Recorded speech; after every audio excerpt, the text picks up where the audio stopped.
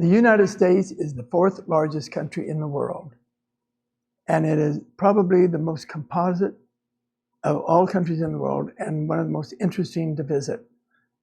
We U.S. citizens and those that live here take much of it for granted because we live here. But many people want to come here for many reasons, but we have such a variety of everything here, from nightlife to fantastic scenery, tropical jungles, and you name it. We have it here, a wide variety of cultures and foods, just so fabulous. But the U.S.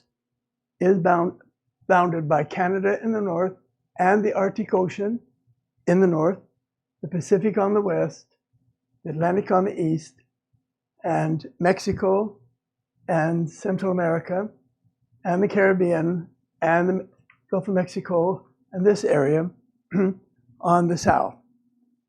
And we have a lot in common, all three of those countries that touch us, two of that touch us.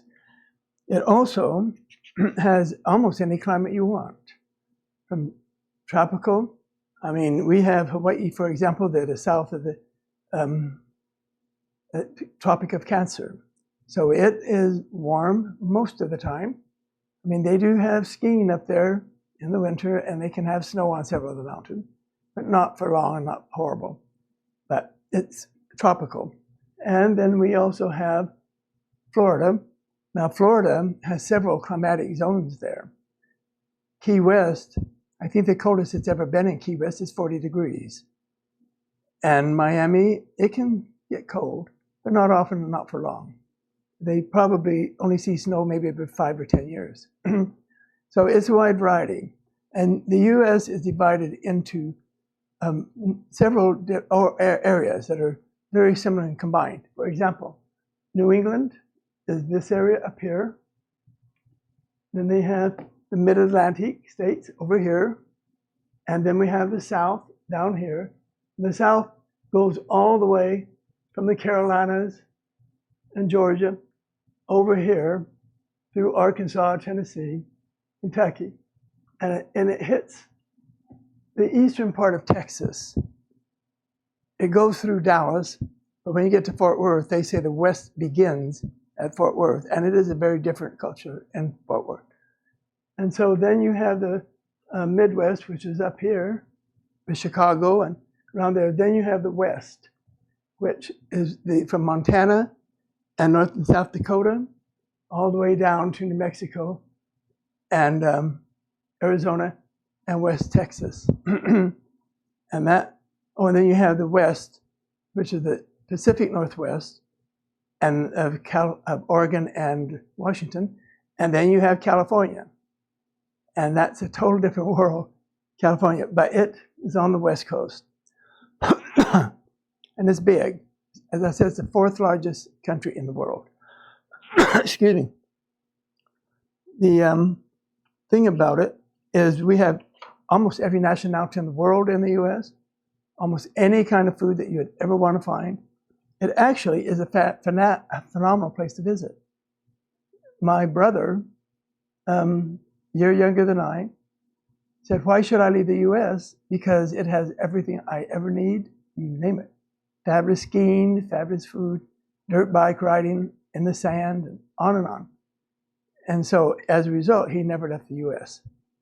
But that was his mistake. I think he did go to Moscow one time because his father-in-law was a doctor over there for about 2 years. And he went to visit for 3 days and came home. But the U.S. is interesting. You can fly there from almost anywhere in the world, from all continents, except Antarctica. And I mean, nonstop. Nonstop from Johannesburg, South Africa. Nonstop from some of these countries here. Nonstop from Australia and New Zealand. Nonstop from most of Asia, the big cities in Asia. And nonstop from almost everywhere in South America, and definitely in Central America. So we can go anywhere, and they can come here. And people love coming here. The thing about the U.S. that attracts me is that we are so different in different parts of the country. We're almost like different countries in many ways, but we still get along.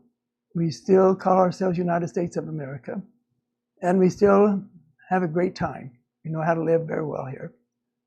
So that is basically a summation of the U.S.